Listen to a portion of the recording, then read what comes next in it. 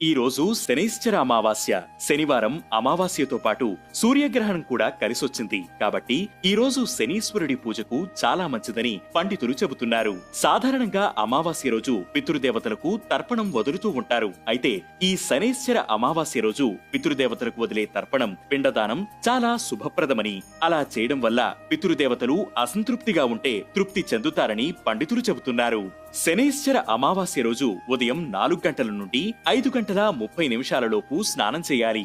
ఈ రోజు రావి చెట్టును పూజించడం, రావి చెట్టు దగ్గర దీపం వెలిగించడం చాలా మంచిది. దీనివల్ల శనిదేవుడి ఆశీర్వాదం లభిస్తుంది. శనైశ్చర అమావాస్య రోజు శనిదేవుడికి ఆవాల నూనెతో తైలాభిషేకం చేస్తే మంచిది.